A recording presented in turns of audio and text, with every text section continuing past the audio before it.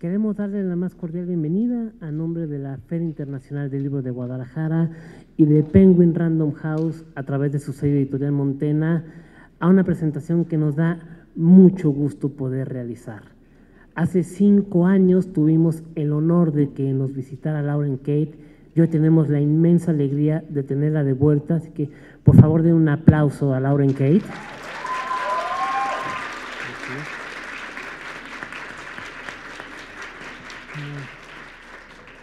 Hace 5 años pensamos que se había acabado Oscuros y ahora nos está regalando una nueva historia, haciéndole justicia a un personaje que se volvió muy querido, y es para nosotros también un gran gusto que Elizabeth Peñalosa nos acompañe en la presentación. También un aplauso para ella, por favor.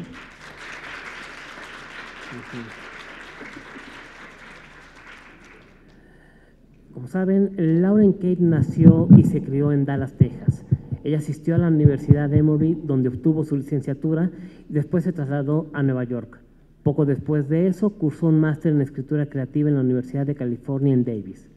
Es autora de La tradición de Natalie Hargrove y de las exitosas sagas La última lágrima y Oscuros, con las cuales ha logrado conquistar los primeros sitios en las más importantes listas de bestsellers. Ahora, con el retorno de los caídos, Unforgiven en inglés, nos demuestra además que es una escritora muy valiente. ¿Por qué digo valiente? Porque con la saga original conquistó corazones con la historia de Lucinda y Daniel, pero también conquistó muchos corazones, a lo mejor un poco retorcidos porque se inclinaban por el villano, por Cam, pero sobre todo porque nos habían regalado una gran historia que perduró, y de repente, varios años después, tener el valor de escribir una nueva historia que es tan buena o incluso mejor que las primeras, no cualquiera se atreve, y Lauren Kate ha logrado ese reto, lo ha cumplido con creces. Quiero dar la palabra a Elizabeth Peñalosa. Ella es colaboradora en la revista Cine Premier, que como saben es la revista de cine más importante y longeva de México. Durante 23 años ha acercado al público mexicano con las celebridades más importantes de la industria y con las películas más destacadas de México y el mundo, desde su origen hasta su llegada a los cines. En la literatura, Cine Premier ha encontrado las siguientes grandes historias y ha formado un vínculo especial con sus autores y los lectores hambrientos de nuevas aventuras. Parte de este vínculo ha recaído precisamente en manos de Elizabeth Peñalosa, quien en su sección Página 42 analiza adaptaciones cinematográficas basadas en obras literarias. Elizabeth nació en la Ciudad de México y es egresada de la licenciatura de Comunicación con maestría en Narrativa y Producción Digital. Con ustedes, Elizabeth Peñalosa.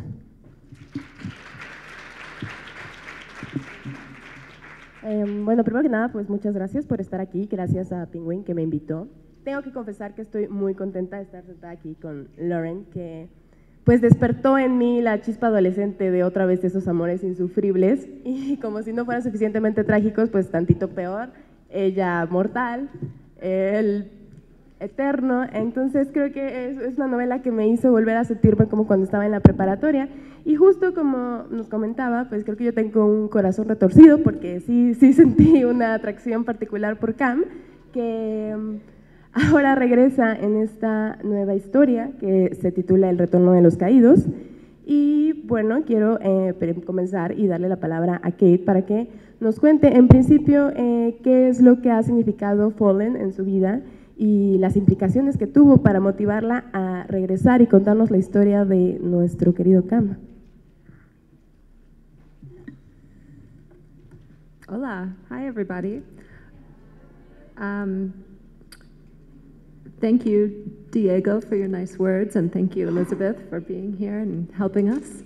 It's great to see you guys, and I'm really happy to be here talking about this book. Fallen took on a life of its own. I think when I first wrote it, I had written 2 other novels that I had tried to get published and had no success. And so as I wrote Fallen, I wasn't even sure I was ever going to finish the book, let alone that it would be published, let alone that anyone might read it or care about it, let alone that I would one day be in Guadalajara, Mexico, talking to people like you about it. It just is not something I expected. And when it became I didn't know with the first book that it was going to turn into 2, 3, 4. I certainly didn't know that I would one day be writing a spin-off. But the luxury of all of that time with these characters let them become real people to me, and I hope to some of the readers. So Cam, even when he disappeared at the end of Rapture, he went on. You know, I knew he was out there somewhere doing something fascinating. And I felt that his ending at the end of Rapture was right for him and for that story, but I couldn't stop thinking about him. And I suppose I wanted him to find his own redemption.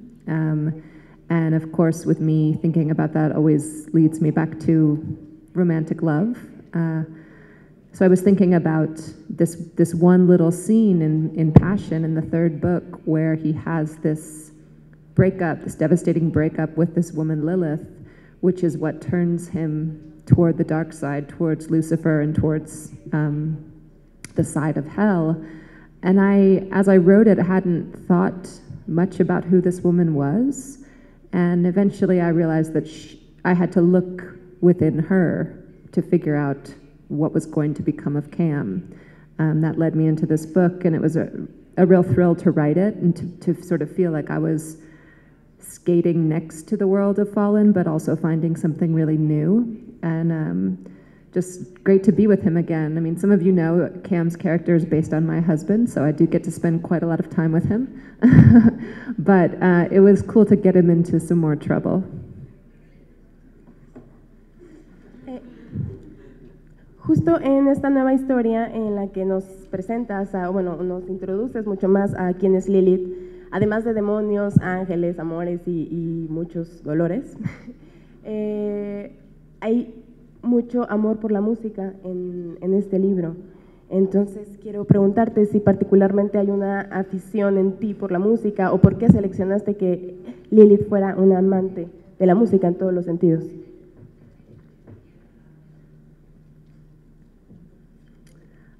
Well, Cam's musical background is really built into his character from the start of Fallen. We can see it early on in the scenes with Lucinda. He makes a lot of musical references. He references the Smiths early on, and he carries around his guitar pick, of course, his creepy guitar pick, which is also charming. And so it was always a part of his character, and again, going back to his inspiration, my husband is a musician, he's a songwriter, so when I think about the options for developing Cam along those lines, he's certainly going to be a musician. I think that also for me,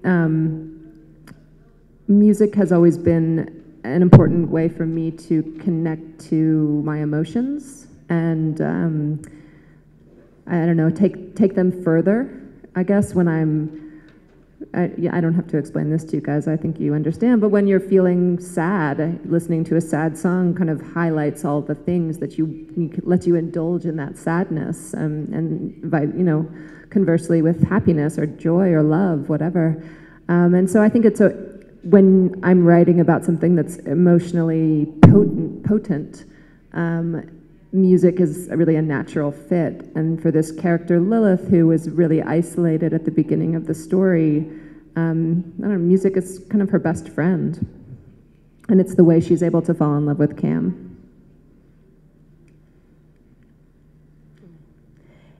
Este libro está construido con saltos históricos hacia el momento en el que Lilith y Cam se conocieron. Mi pregunta es cómo construiste la historia, la escribiste de manera lineal y de pronto volviste al pasado y entonces intercalaste esos momentos, o eran cosas que te iban saliendo conforme la fuiste escribiendo.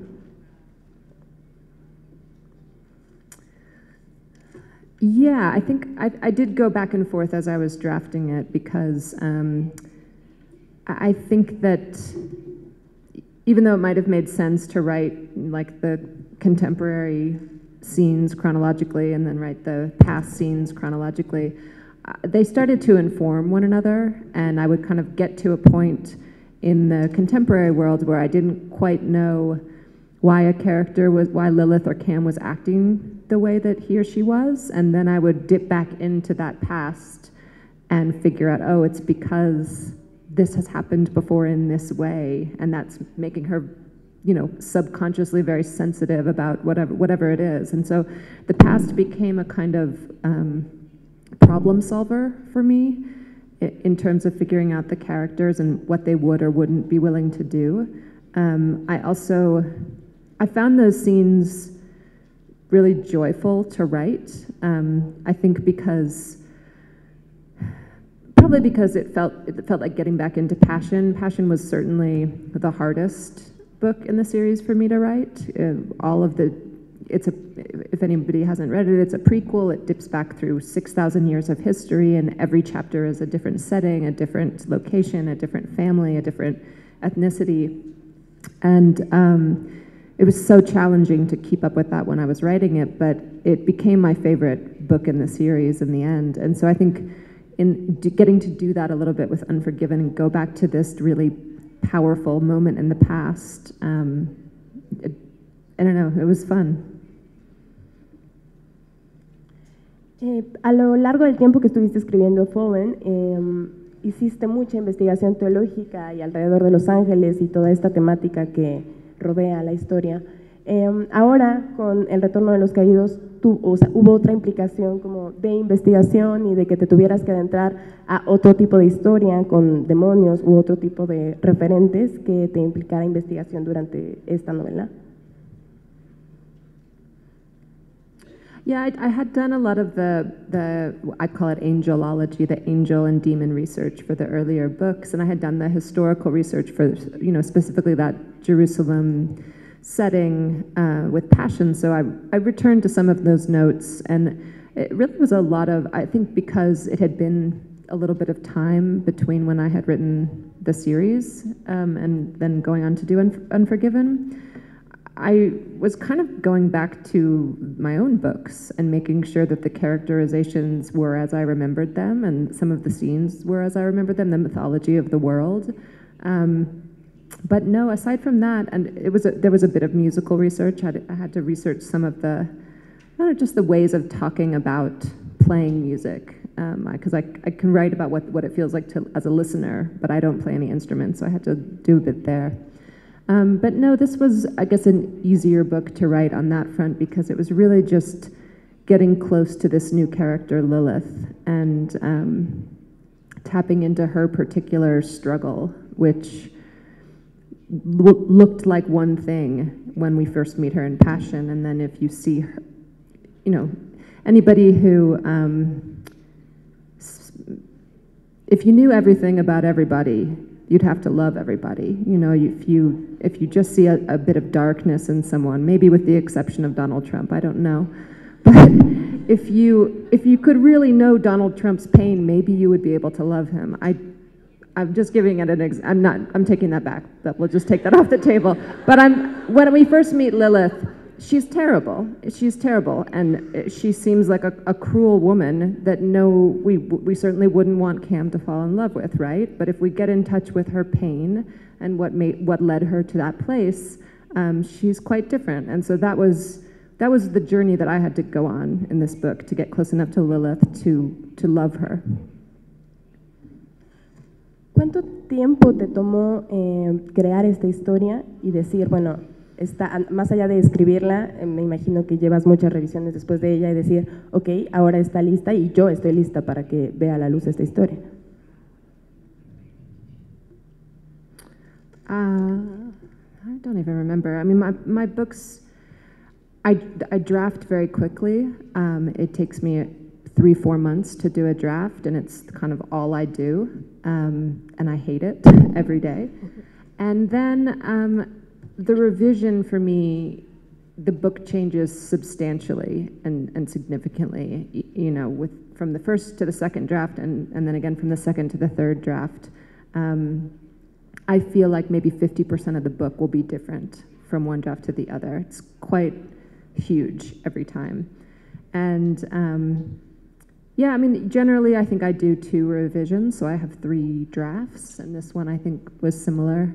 But yeah, there's so much subconscious work going on in the first draft of a book that you don't know you're placing all these planting all these seeds that get to grow in the second and third draft, and that's the part I like, is growing them.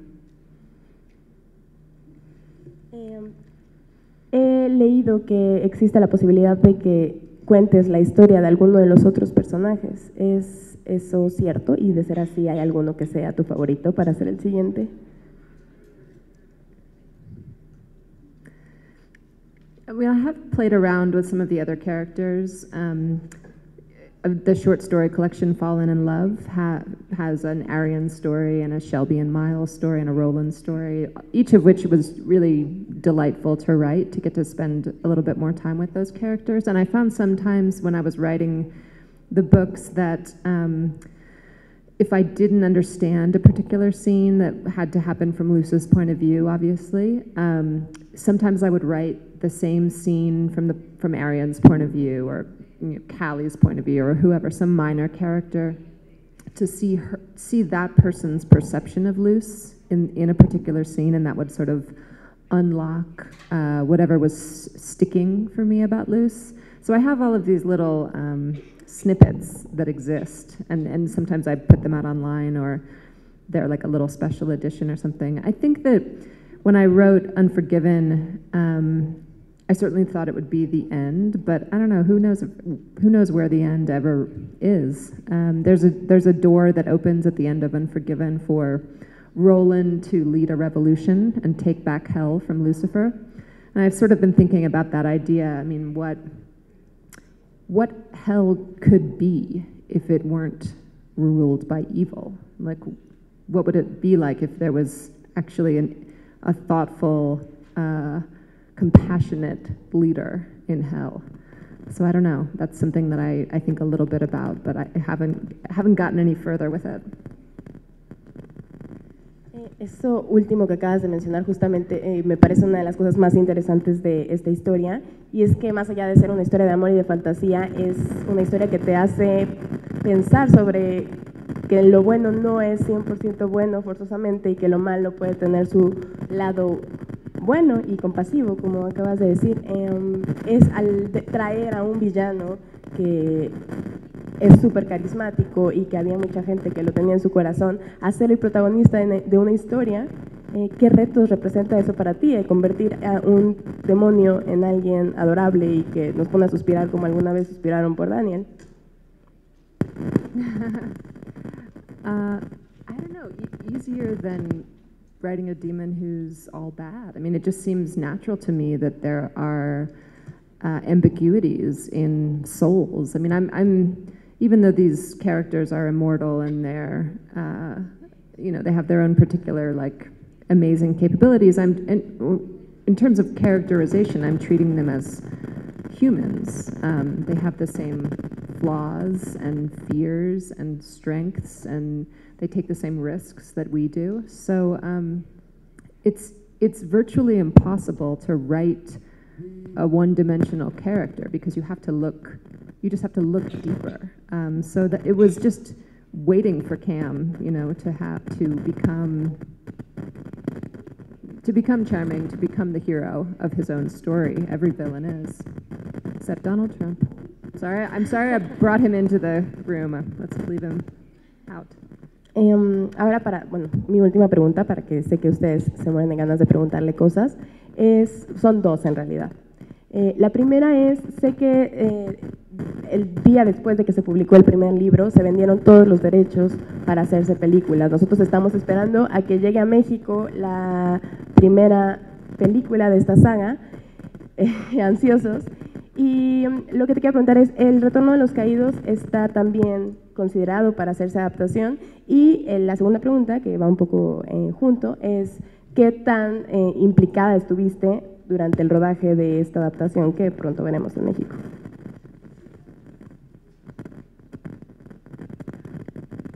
I'm so frustrated that the film has not come to Mexico yet, and I wish I had information for you guys about when it's coming, hopefully soon. I'll try to check, and maybe I can post about it online. But it is a good movie. Whenever you get to see it, I think you'll really like it.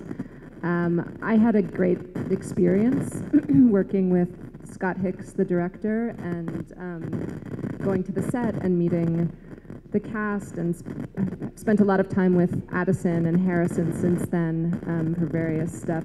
Harrison is everything you hope he is. He's the best. And Addison is, they're just wonderful. Yeah, I learned a lot about film adaptations working on this and working on the script and having the script change and then working to get it back closer to the story.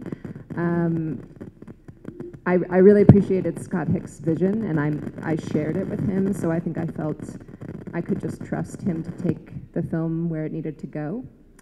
I don't know about an Unforgiven movie. I'd love to, but we'll see what happens. Bueno, estoy seguro que tienen, segura, soy niña, que tienen preguntas. No sé quién quiera comenzar.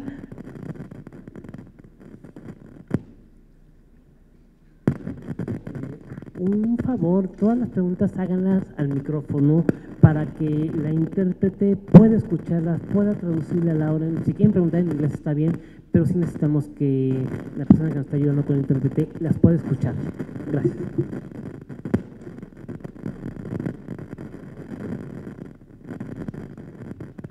Bueno, hola Lauren.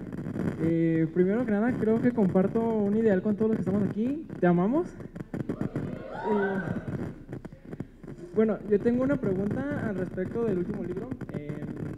No sé si vayas tú a continuar con la historia de Daniel y Lucinda, porque creo que se quedó en suspenso, o sea, se vuelven a conocer, pero no sé si vayas a continuar con su historia, o sea, después de que se conocieron, después de tomar su elección, si la vayas a retomar.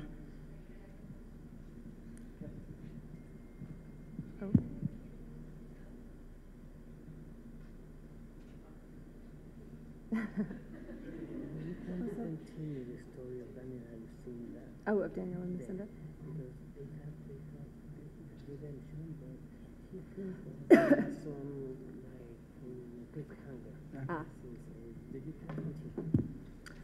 Well, thank you. Thank you for your nice words. I love you too.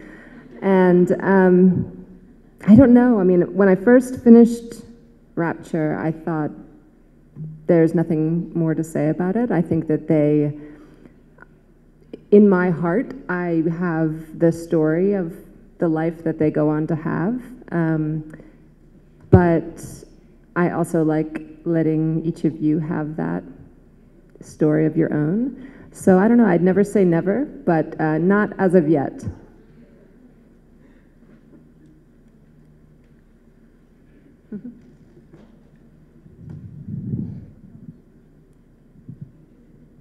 I really want to know why you decided to leave the story like that, like in an open way.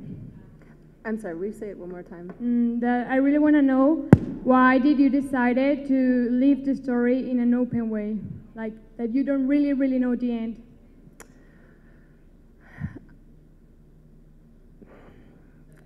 I think that mystery is important, and I think in all of my books there's a lot of space for the reader to bring his or herself into the story, and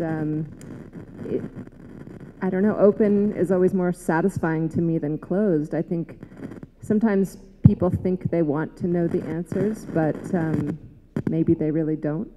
I think I think it's good to have some mystery.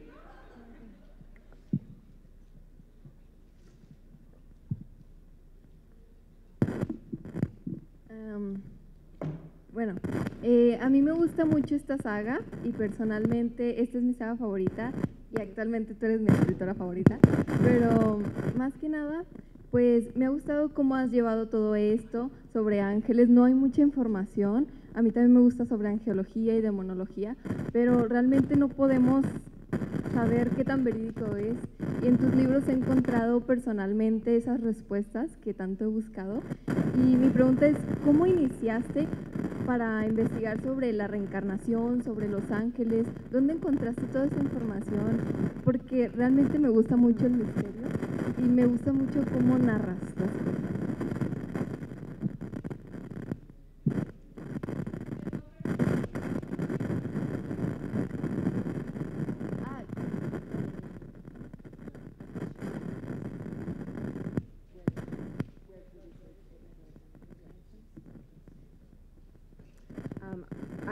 thank you so much, and I'm thrilled that the topic is as exciting to you as it is to me. I have so many great angelology books. I think one of my favorites, I would look at the writer Harold Bloom. He's written a few different books that kind of talk about angels throughout history. I would look at the books of Enoch. They're the apocryphal books of the Bible, and the Dead Sea Scrolls have some beautiful tales about angels and exciting ones. I have a cool book called A Dictionary of Angels, which is more than a dictionary. It's a very thick volume that kind of lists alphabetically catalogs every angel in a lot of different cultures and the crossover, what they represent, what they're thought to protect. And, you know, I also think that maybe the place maybe to look for angels is kind of within. I can't really say that I believed in angels before I started writing these books, but having traveled so much and talked to so many different people around the world about angels in the past 9 years, I've heard so many incredible stories that I am now positively certain that angels are real and we can touch them if we are open to it. So I guess I would, maybe you already do, but I would say make yourself as open and available to receiving the stories of angels as possible, and I bet they'll find you.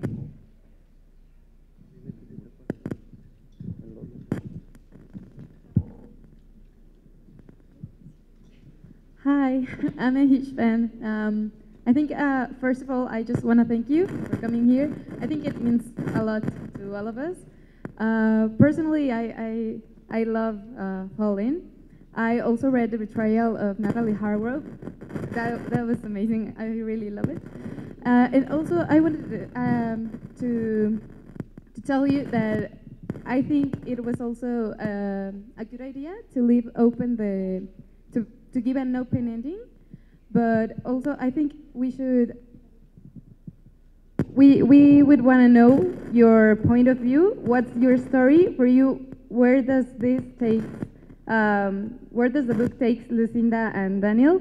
Because we can't imagine like a whole story, but I think it would mean a lot to us to know what you're thinking. And also, I want to ask you, what would you recommend for someone who wants to start writing novels? Because I think that's one of the most beautiful jobs there are, and well, it's kind of hard to start. So that's my question.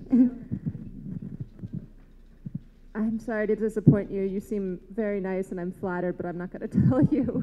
I can't tell you. I think, I don't know, I have to hold on to it. And I don't want to it's kind of like, if I were to say, I think it's kind of like what seeing a movie does to your image of a character. You can never unsee the actor's face after you've seen it. So I don't want to take away any imaginations that already exist. But I will talk to you about writing. You know, there's a few things that came very naturally to me that I think helped, and they're easy to do, and I think you guys already do the first one because you're here, and it's read. But I would say read as widely and as curiously as you can. Read on different formats because you get different things when you're reading a book on your cell phone, which I love to do, than when you're reading a book hard copy in your under the covers with your tea at night. And then when you do an audiobook, I generally am reading 3 books at a time, and one is on my phone. And it's a lot of times it's a young adult novel, and it's something that I can read quickly and dip in and out of quickly. And then there's something maybe more serious or research-based that I'm reading in my house in a hardcover. And then there's something probably something that I'm just very interested in, like the emotions of the story or the quality of the writing, but I want to read those books on audiobooks because I love the way that the inflections that a narrator can bring to those kinds of stories. So reading is the first step. I would also say to finish your stories, because that's something that took me a while to figure out. I started many, many stories when I was younger. I had ideas all the time. And so anytime a story that I started would get tricky, I'd get writer's block. I didn't know what, I'd write 10 great pages and then just get stuck. And I would just quit. I'd think, oh, I've got 3,500 other cool ideas I'm interested in, I'll just go to one again. But I just fled around like that and never finished any of my stories until probably I was 20 years old. And I think it would have been really important for me to learn how to write through some of those struggles at an earlier age, just so that you know that you can do it, just to finish. It doesn't have to be any good. You can always, nothing that I do is ever any good, the first draft. I have to send it to my editor and then hide under the covers with shame, listening to all the things that are wrong with it so that I can go back and fix them in the second draft. And that's hard, but now I know I can do it, and I don't let it stop me from failing the first time. I think there's a lot of fear with writing, and I'm sorry to say it never goes away, but you get used to it. I have a point always in it's like the 2/3 mark of a first draft where I go crazy, and I'm certain I'll never finish the book, and I start yelling at my husband, and I tell him we have to sell the house because I'm never going to finish this and no one's going to read it. And he's always like, are you 2/3 of the way through the book? Because you always get like this. You're crazy. Just go back in and finish. So I think you get more familiar with your own particular insanity and your fear. You get in touch with your fear, and you just let it be part of the process. Don't let it stop you. ¿Alguna otra pregunta? Hi, I'm going to speak English. First of all, I want to tell you that this is my favorite story. I've read many books, but this is just, I don't know, I really love it. Thank you very much for writing it. And I wanted to tell you also that Passion is my favorite book from the whole saga. So yeah, I'm so glad it's yours too. Okay, my question is about the actors of the movie. I already watched it in England. How did you know, especially for Daniel, how did you know Jeremy was right to play the role? And how involved were you in the movie? Because there are many changes, obviously, because it's an adaptation. But how could you tell, okay, I don't like this change, or were you able to just do that, or how was it? Good questions. So, with respect to Jeremy Irvine, who plays Daniel, I went, Scott Hicks, he's Australian, but he came to LA where I live, and I met him so that he could show me the audition tapes of Addison and Jeremy had done a read together, and Harrison had done a read by himself. And I think he had already decided that these were going to be the cast, but I guess wanted at least my blessing. And we were both really nervous. I remember we were both kind of shaky as he showed them to me. And I felt, I don't know if you guys have ever watched an audition tape. I don't really think I had watched one before, but it's like, they're wearing a white t-shirt, no makeup, hair in a ponytail, no lighting, no music, just sitting in a bare room. And they're just reading, maybe 90 seconds of a scene. The chemistry between the two of them was outrageous. It was like, it felt to me just like Luce and Daniel. It took my breath away. And since then, I've talked to Addison about that tape, and I told her how special it was to get to see it. And she said that she's done a lot of acting. She's been acting since she was like 12 years old. But she said she's never had a read like that with somebody where there was that much chemistry, and she said they both left the read knowing that they were going to get the part, which sounds kind of conceited, but it wasn't about how good they were. It was just about how good they were together. They were so great together. So that's that. In terms of the adaptation, you know, what mattered to me was not the scene-by-scene fidelity, but the essence of the film being portrayed accurately, and I really feel that it was. And the chemistry. There's a really particular chemistry, obviously, that Luce has with Daniel, and then she has this important but very different chemistry with Cam. They can't be the same. And I think that that Addison really was able to tap into those two really distinct kinds of chemistry and attraction. So that was probably the thing that was most essential to me. I'll tell you that there were a couple things that we filmed that were like closer to the book, and they just didn't work on screen. Like we had some moments where Daniel, we would see like the violet flash of Daniel's eyes, which you see in the book at a really, you know, passionate moment or really intense moment.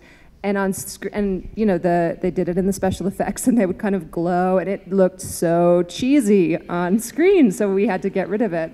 And a couple of other things like that. I mean, I think a lot of people were looking for that very particular first moment when Daniel flips her off, and we filmed that, and it didn't work. So we made some changes to it, and I think that the way we have it now is an alternative that works on screen in a way that the original version just didn't. And then there were a couple of things that I think are cinematic choices that improved the story, that just would have been almost just cinematically uninteresting, visually uninteresting, that the screenwriter kind of took and tweaked a little bit and made just, I guess, bigger for the screen, less interior.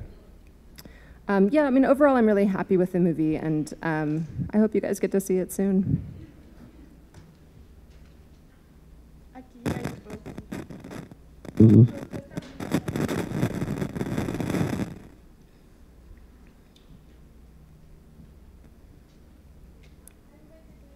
Okay.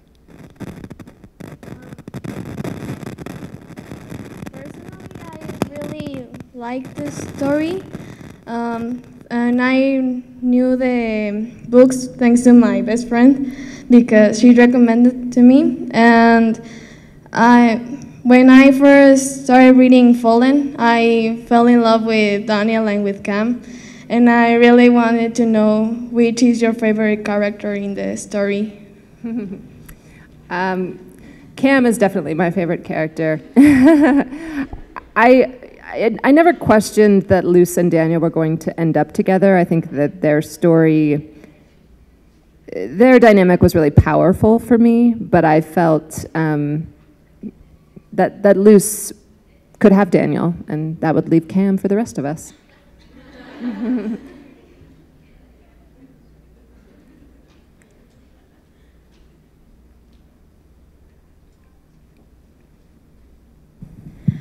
First of all, I'm so grateful that you wrote this book because I love Cam so much.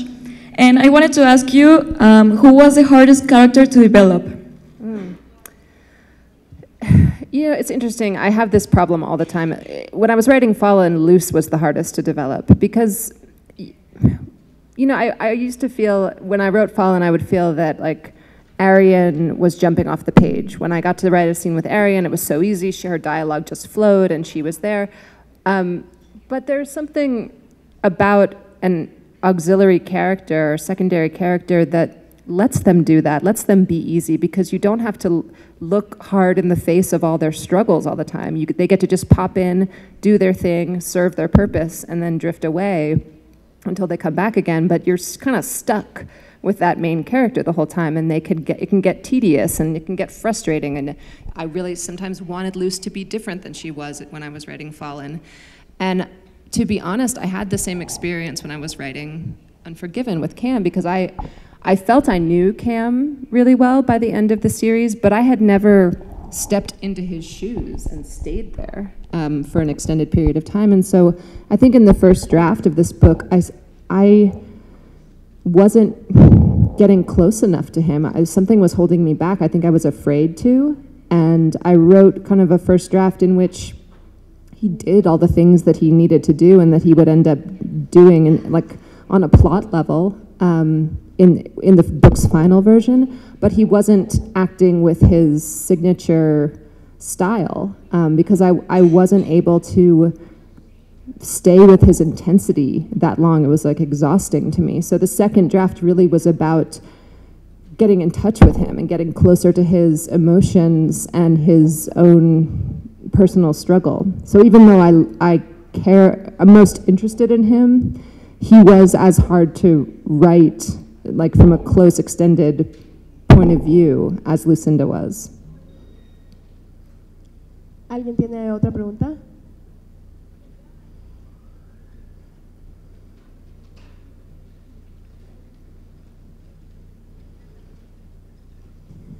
Hola, yo quisiera saber el origen de la historia. ¿Cómo es que te surgió la idea de decir, yo quiero contar esto, necesito contar esto?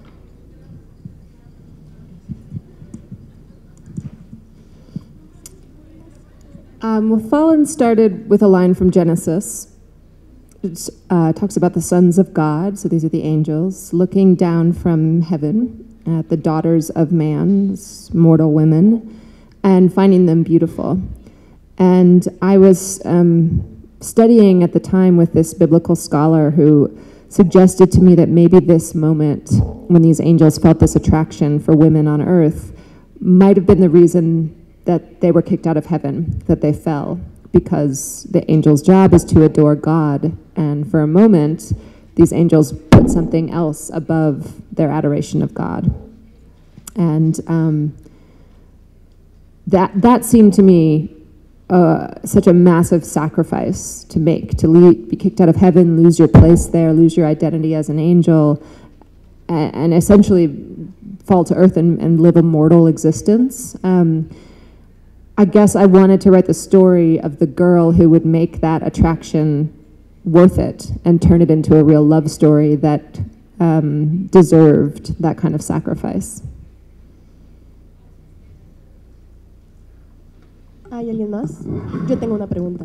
Tenemos tiempo para una última pregunta. Antes de la pregunta, anunciarles, Lauren va a estar firmando libros en el stand de Penguin Random House.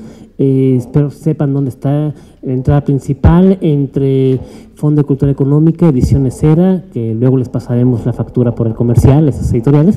Pero ahí va a estar al frente del stand del escritorio firmando libros. Que tenemos tiempo para la última pregunta.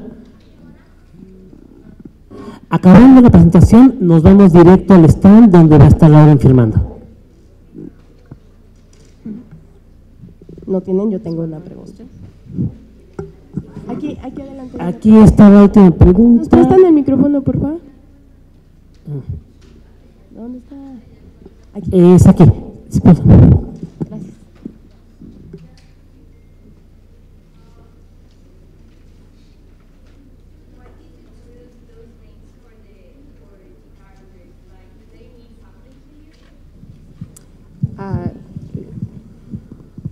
The names of the characters, Lucinda's name is a goal for her because she began in this place of real darkness, and it was hard for me to write her when she was in that place of darkness, so I gave her that name knowing that she would eventually be moving toward the light over the course of the series, and that was a way for me to get on board with her, her darkness at the beginning. Daniel's name, he's named after the book of Daniel, which is the first instance in the Bible where we see an angel acting of his own volition, like not just being a messenger of God. And I thought that was really fitting for Daniel's kind of revolutionary style. Cambriel is Cameron Briel, but Cambriel is a real demon who had an interesting backstory that I found in the Dictionary of Angels, and I wanted to apply it to kind of the I don't know, the intriguing oppositional character. Let me think, I'll tell you one more. Pennyweather Vansicle Lockwood is named for two friends of mine who had recently started dating when I was writing this book, and I was so excited that they got together. And my friend was like, yeah, but I'm never going to marry him because, I mean, then my name would be Vansicle Lockwood. And so I named this child, this character kind of as a joke. And then my friend got really excited. She was like, so, you know, just thrilled that she was going to have like a love child in the book. And then, spoiler alert, she was really pissed when I killed off her love child. But then they got married, and now they have their own little real Vansicle Lockwoods.